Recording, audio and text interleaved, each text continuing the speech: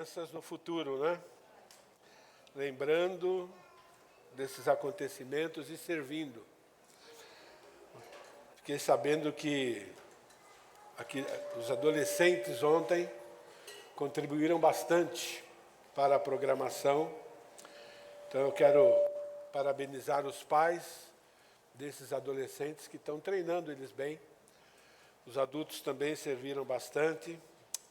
Possamos ser uma igreja que também está se preparando ou preparando os menores para servirem a Deus, caso Jesus não volte antes.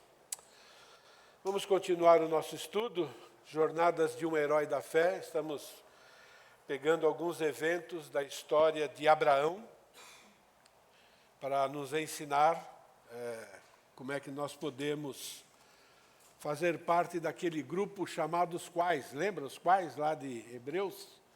Né? Os anônimos, mas que cumpriram o ministério que Deus deu para eles cumprirem aqui. Mas vamos orar primeiro. Obrigado, Senhor, pelo grande privilégio que nós temos, ó Pai querido, de termos conhecido o Senhor, pela Tua graça, pela Tua misericórdia. O Senhor nos convenceu de que é verdadeiro Deus, Salvador, e que seguir a Tua palavra é o melhor para a nossa vida, ó Pai querido. Agradecemos também porque ainda vivemos num país em que temos liberdade de proclamar e temos liberdade ainda de ensinar os nossos filhos a andarem com o Senhor. Isso é bênção que o Senhor nos dá. Obrigado pela Tua palavra, que nos dá vários exemplos de pessoas fiéis ao Senhor, ó Pai, para que a gente possa imitá-los, porque foram pessoas tão pecadoras quanto nós, tendo que lidar com a velha natureza, ó Pai querido, e pela Tua graça servem de exemplo para nós. Que nós possamos seguir os exemplos dessas pessoas, ó Pai querido, para a Tua honra e Tua glória, e também para causarmos o impacto que o Senhor quer que nós causemos aqui nessa sociedade. Mais uma vez pedimos a orientação do Teu Santo Espírito, ó Pai querido, para que aquilo que seja ensinado seja exclusivamente aquilo que vem do Senhor, e dê a todos nós um coração de aprendiz, ó Pai querido, um coração desejoso de entender, ó Pai, de colocar em prática no nosso dia a dia. É a nossa oração em nome de Jesus. Amém. Recapitulando, né, semana passada e a retrasada, para ser um cristão fiel, é preciso obedecer à convocação feita pelo próprio Deus, de iniciar um relacionamento com Ele, seguindo as exigências dEle, confiando no poder e no caráter dEle. Então, para ser um cristão fiel, que a gente chama de herói, não é? É preciso reconhecer quem é o verdadeiro Deus, o seu poder, a sua soberania. É preciso ser um cristão obediente, não é? E reconhecer que a obediência a Deus, ela é a única forma de demonstrarmos a fé bíblica. A nossa fé salvadora, a nossa fé transformadora, ela é demonstrada através da obediência. E essa fé deve estar alicerçada na palavra de Deus, que revela tanto o poder de Deus quanto o caráter de Deus. Isso é, tudo que Deus exige, nos instrui, é porque é bom para nós, é porque é saudável, porque o nosso Deus, Ele é perfeito. A fé se torna visível através de um comportamento obediente. Agora, irmãos, enquanto nós estivermos aqui nesse corpo, todos nós, sem exceção, nós corremos um terrível perigo, que é o perigo de escolher.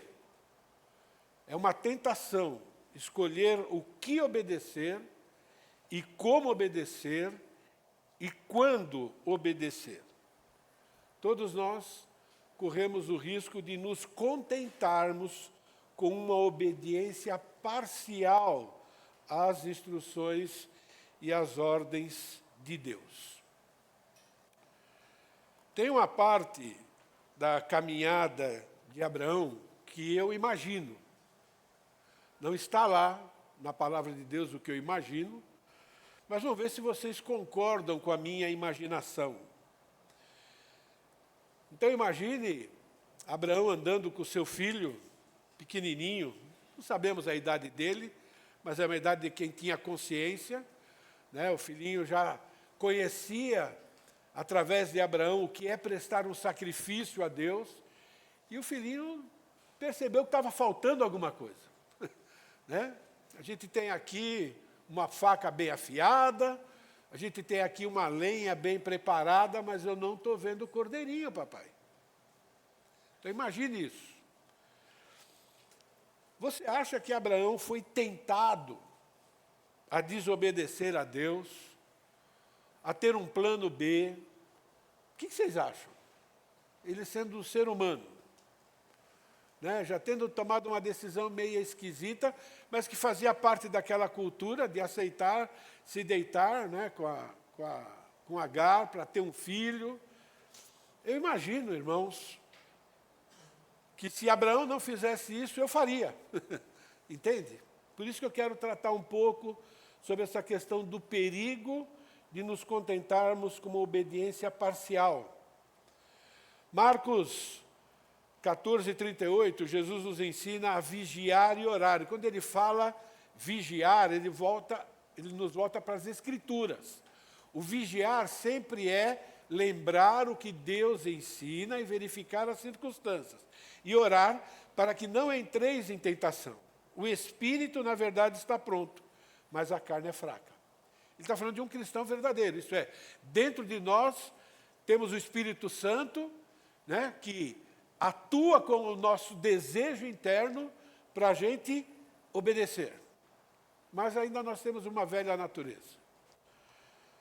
E em Lucas capítulo 11, versículo 4, perdoa os nossos pecados, assim como também perdoamos todo o que nos deve, e o pedido, não nos deixes o quê?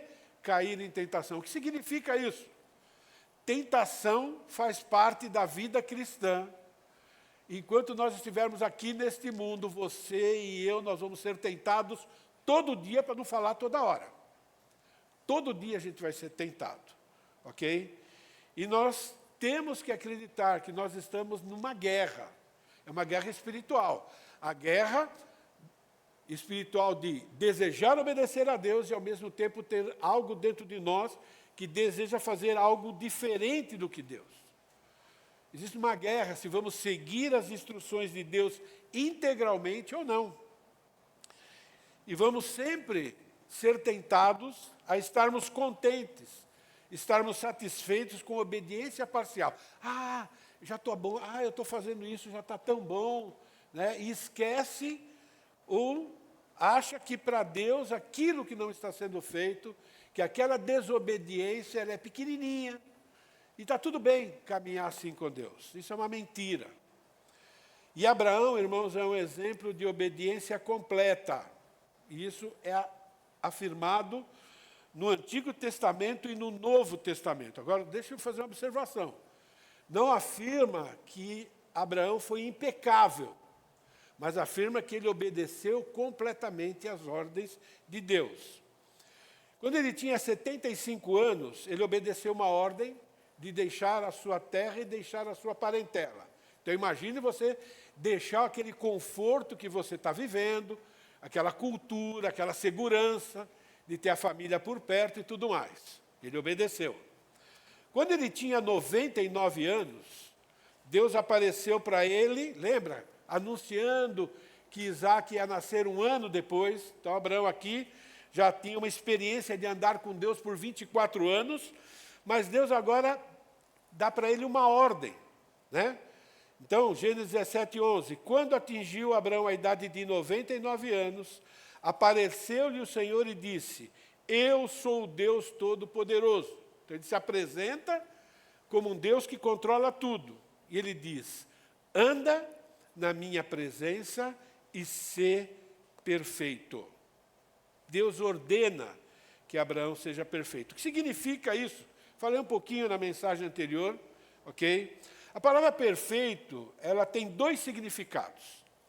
O primeiro significa uma pessoa completa, total, algo que é inteiro.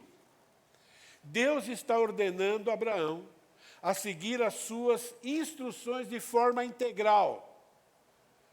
Tanto a mente, como a vontade, como o sentimento, a viverem motivados a agradar exclusivamente a Deus. Você vai fazer exatamente o que eu estou te informando, o que eu estou te ensinando, de forma completa, né? Aqui está implícito o primeiro mandamento resumido pelo Senhor Jesus. Amarás o Senhor teu Deus de todo o coração, de toda a alma, de todo o entendimento. Isso é, você vai pegar todas as suas faculdades e você vai focar em agradar a Deus por inteiro, plenamente, não uma parte. Né? E você vai educar o seu coração, educar o seu interior, porque dentro de você existe um velho você, que ele precisa ser educado com a palavra de Deus. E lembra aquelas duas perguntas que eu quero que tenha sempre na nossa mente? Por que me chamais Senhor, Senhor, e não fazei o que eu vos mando? Exatamente como eu vos mando. E lembrando que aquele que tem os mandamentos de Deus e ama a Deus, o que faz? Guarda, entende? Integralmente. Então é muito importante que nós entendamos isso, e isso é um dos significados dessa palavra, né? Perfeito. O segundo significado é estar inteiramente de acordo com a instrução de Deus.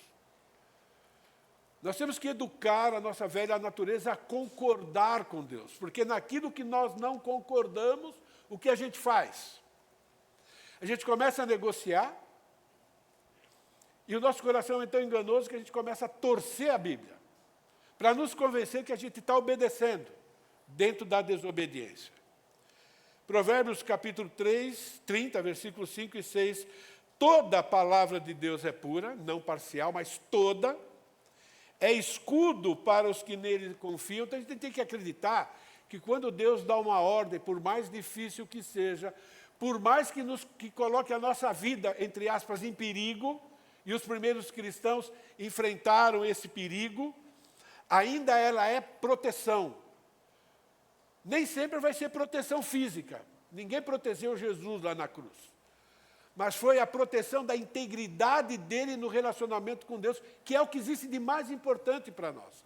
E a gente tem que convencer o nosso coração em relação a isso. O meu coração é louco para fazer coisas diferentes do que Deus manda naquilo que eu gosto, mas que Deus não gosta. E eu continuo sendo essa pessoa, desejando coisas que Deus não deseja e tendo que lutar contra isso. E eu tenho que tornar meu coração que acredita que o que Deus diz é o melhor para mim. Seguir as instruções de Deus de forma completa, sem modificá-la, sem minimizar ou sem aumentar. Entende? Relacionamento com Deus, irmãos, implica em se esforçar para seguir as instruções de Deus de forma completa, sem escolher quando, como e em que condições. E foi essa a ordem que Deus deu para Abraão. Por que vocês acham que Deus deu essa ordem para Abraão? Deus não joga a palavra à toa. Ele sabia que Abraão ainda tinha muito que percorrer no relacionamento com ele, e que seria tentado, como qualquer ser humano, a negociar consigo mesmo, lá com o seu coração, com a velha natureza, ordens de Deus. Deus ordena que Abraão e também nós sejamos perfeitos. De novo, irmãos, perfeitos não significa nunca pecar. Significa ser um salvo que deseja intensamente sempre obedecer. E quando desobedece, ser constante na prática do arrependimento, conversão genuína, voltar à obediência. conversão faz parte da vida de salvos, pecadores, mas salvos pelo sangue de Jesus. A conversão ela não acontece só naquele momento em que a gente reconheceu Jesus como Senhor e Salvador. Conversão, ela vai acontecer e deve acontecer ao longo da vida cristã. 1 João capítulo 1, versículo 9 até 1 João capítulo 2, versículo 6. Por que esse texto está lá? Se confessarmos os nossos pecados, Ele é fiel e justo para nos perdoar os pecados e nos purificar de toda injustiça. Eu andei esquecendo, né, que tem que apertar aqui. Tá bom? Espera um pouquinho só.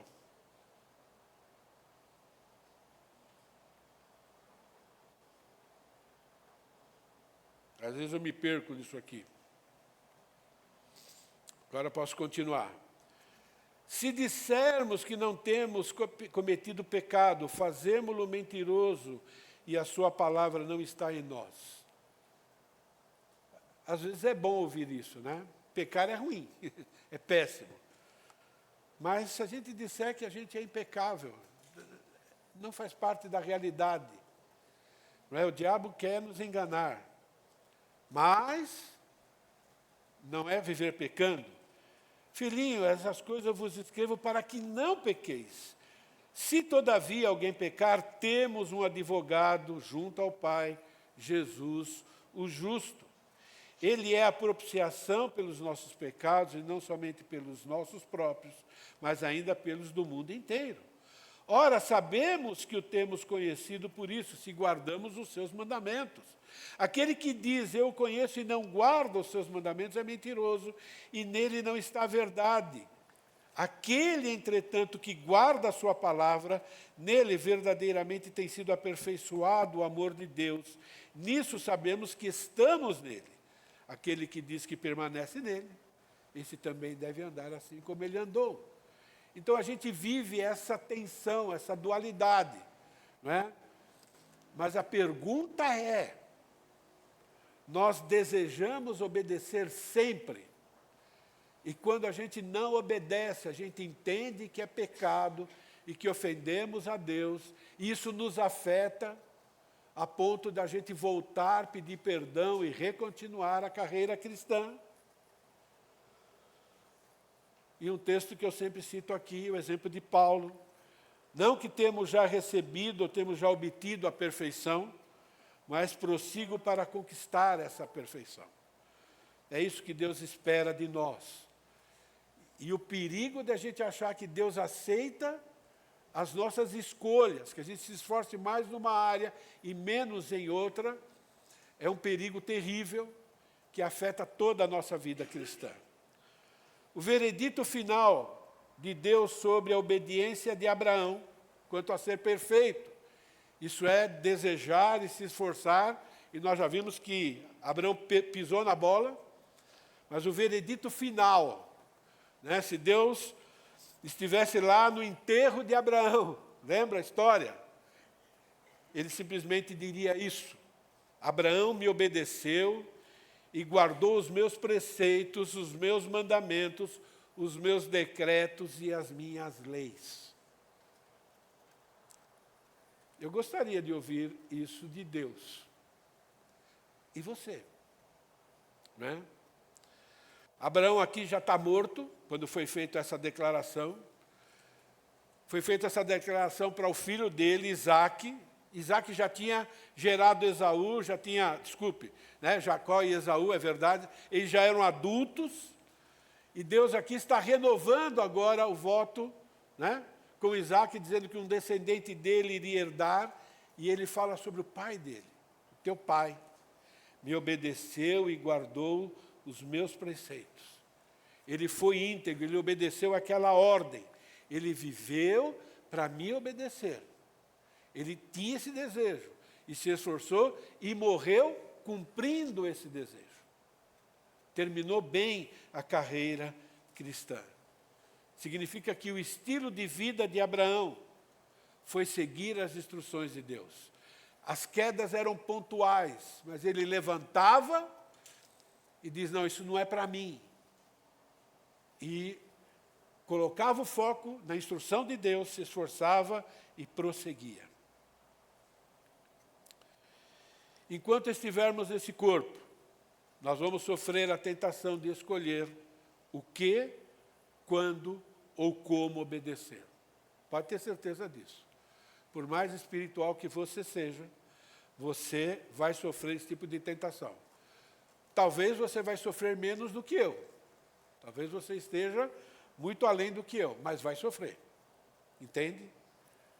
Jesus sofreu essa tentação até o último instante. Quando zombavam dele, desce da cruz se você é esse mesmo. Né? E ele podia descer de lá. Corremos o risco de acreditar que Deus aceita uma obediência parcial das suas instruções. Nós vivemos numa cultura evangélica atual que aceitou parcialmente a reinterpretação da Bíblia.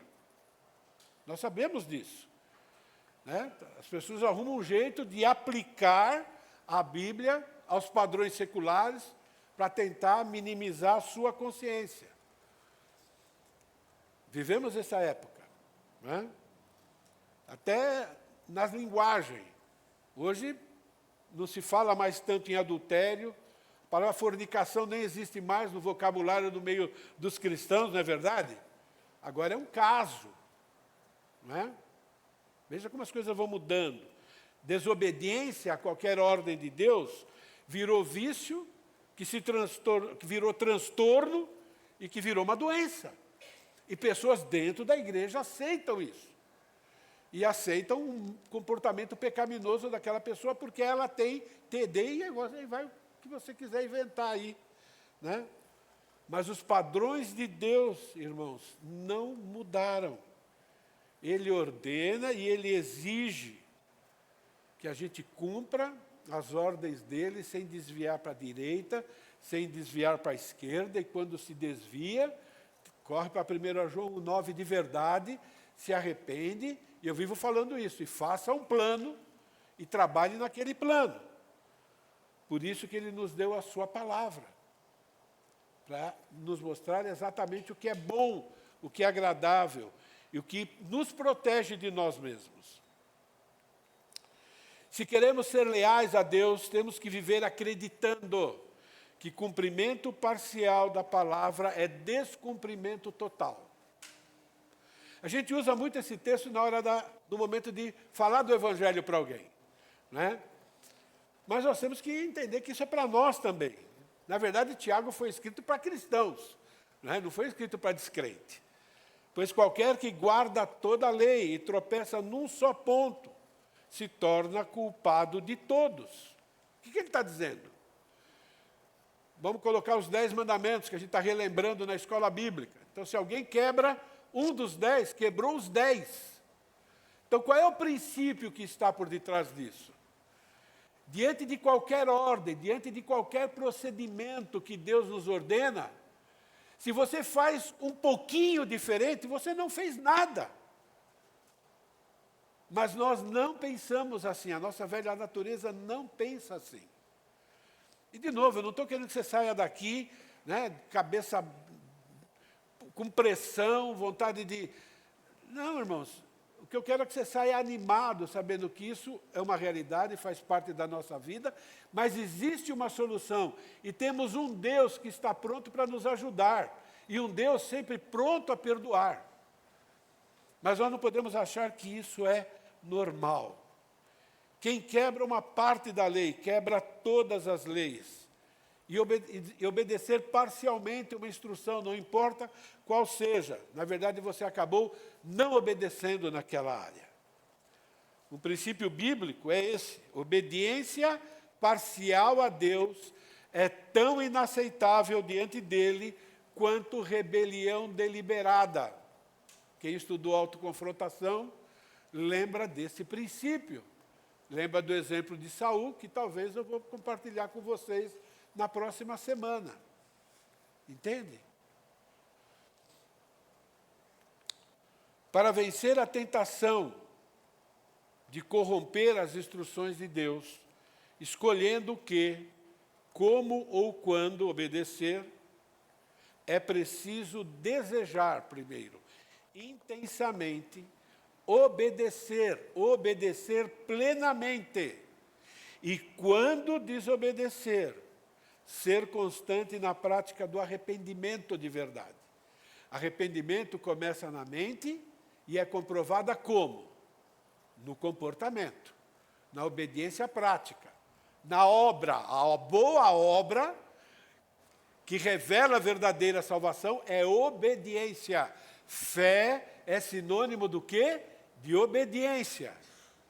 Entende? E quem é salvo de verdade deseja obedecer e vai lutar para obedecer. E quando desobedece, sente aquele peso, a culpa que é bendita, que nos leva ao quê?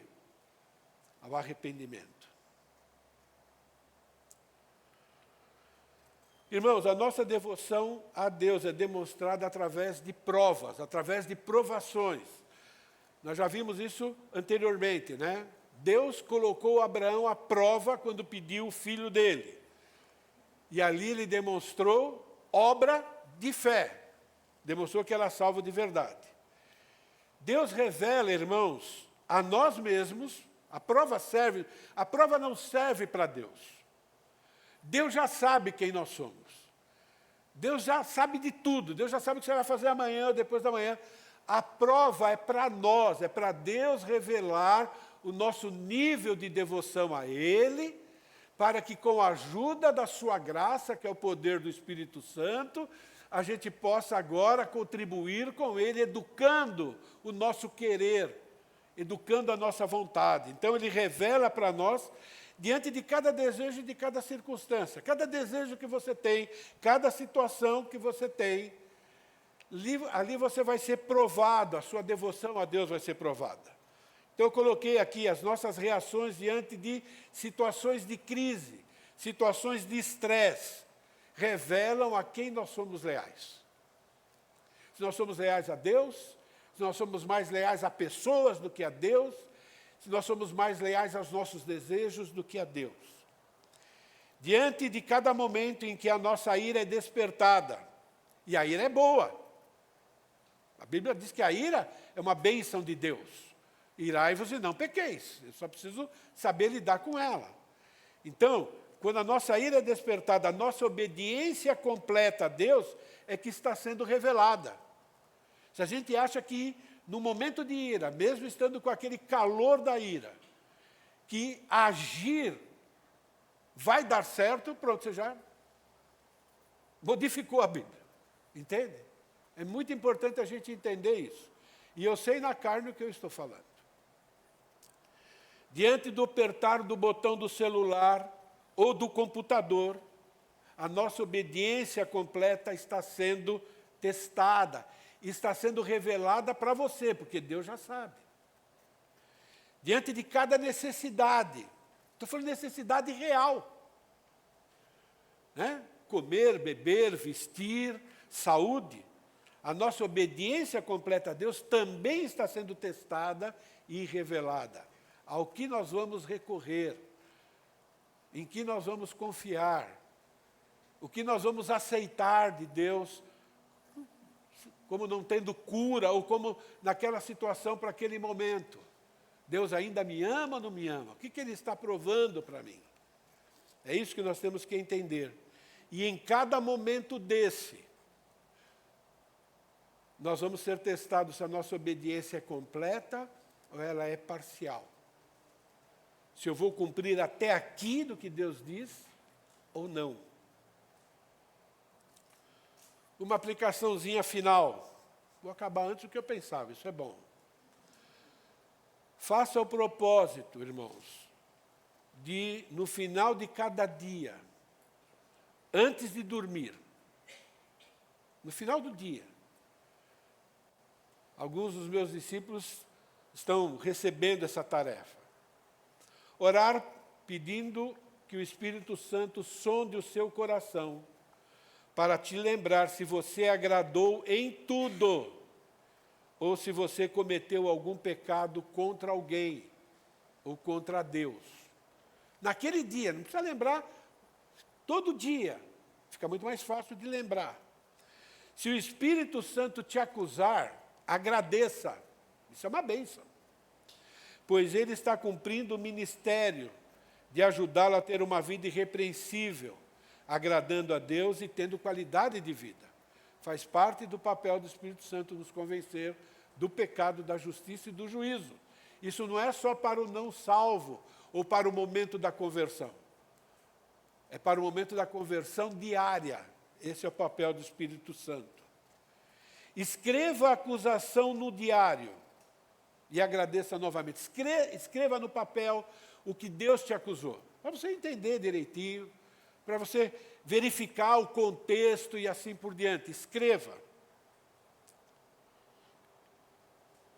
Escreva um pedido de perdão para Deus e para a pessoa contra quem você pecou. Escreva o revestir.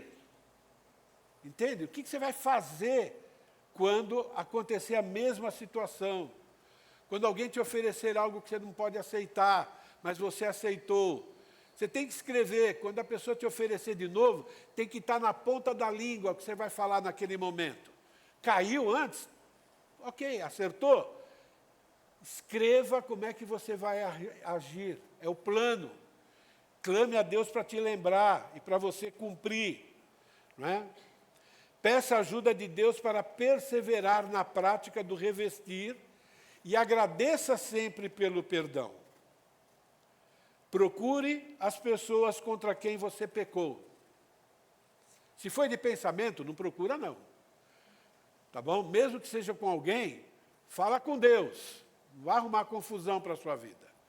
Mas se o seu pecado, ok, é público, alguém ficou sabendo, nem que seja uma pessoa só, vai para aquela pessoa. Pede perdão.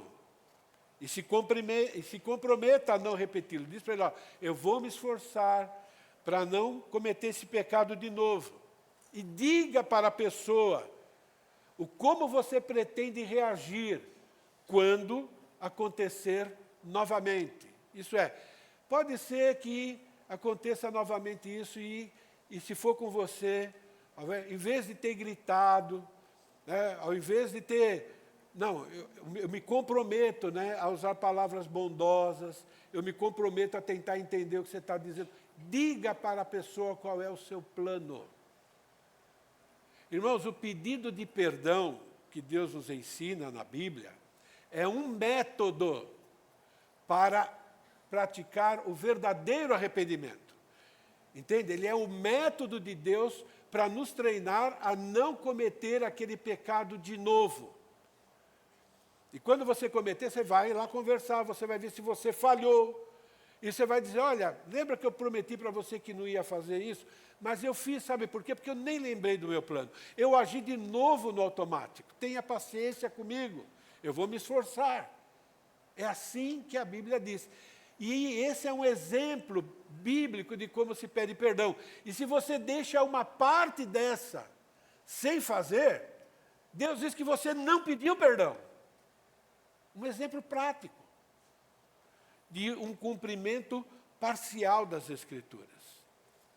Amados, existem muitas formas de nós estarmos nos enganando em relação à prática real das Escrituras. Algumas a gente nem percebe. Vamos começar a perceber quando a gente pedir para Deus para nos mostrar e a gente começar a trabalhar para a honra e para a glória dEle. Amém? Vamos colocar isso em prática. Não saia daqui desesperado. Irmãos, nós temos um Deus perdoador. Ele faz questão absoluta de mostrar para nós os nossos pecados, porque isso é uma bênção. Nós temos que encarar quando alguém nos repreende. Essa pessoa, no coração, a gente tem que entender, né, que ela nos ama. Pode ser que ela tenha feito por qualquer outro motivo. Você tem que ser grato, entende? Porque ela está ajudando você a ser uma pessoa melhor, a agradar a Deus e ter uma qualidade de vida melhor, porque o pecado sempre vai trazer algum tipo de prejuízo. E se Deus permitir, eu quero falar um pouco sobre isso na próxima mensagem. Amado Deus, muito obrigado pela Tua palavra, ó Pai querido. que nos desafia, mas também ao mesmo tempo ela nos anima. Obrigado porque o Senhor é um Deus compreensível. Teu filho veio, ó Pai querido, na carne, e as tentações que ele sofreu foram tentações reais, ó Pai querido. Por isso que ele é o nosso advogado. Por isso, ó Pai querido, que nós podemos recorrer a ele. Ele foi tentado em todas as coisas, sem pecado. Mas ele entende, por isso que ele está advogando a nossa causa. Que nós possamos entender que o pecado é inaceitável, mas que o Senhor é um Deus misericordioso, um Deus pronto a perdoar, pronto a restaurar, e que deseja que nós te obedeçamos de forma plena, de forma completa, Senhor. Dá-nos um coração assim. Não permita, Pai querido, que nenhum de nós se desvie desse propósito, que nós tenhamos realmente aquele desejo, ó Pai querido, de sermos aprovados pelo Senhor, de ouvirmos, ó Pai querido, no final da nossa carreira cristã, ó Pai, que nós cumprimos os seus mandamentos, que nós somos fiéis, ó Pai querido, no pouco, que nós te agradamos naquilo que o Senhor determinou para nós, ó Pai.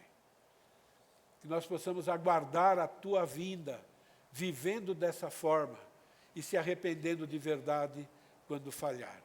E que o Senhor, no final de tudo, seja honrado e glorificado através da nossa vida. É a nossa oração e o nosso pedido e o nosso agradecimento em nome de Jesus. Amém.